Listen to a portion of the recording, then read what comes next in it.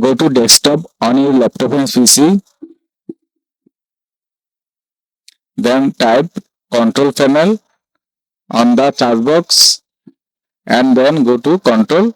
After then go to network and sharing center and click.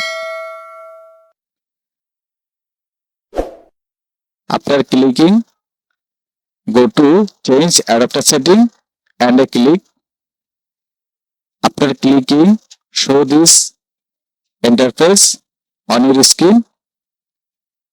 Now just click on the Ethernet icon and go to enable this network device option on the screen and click and wait just for few seconds.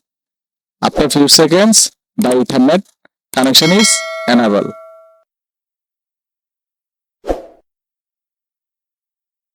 And all done. You can also disable Ethernet connection the same way. Go to disable this network device and click. After clicking, your Ethernet connection is disabled.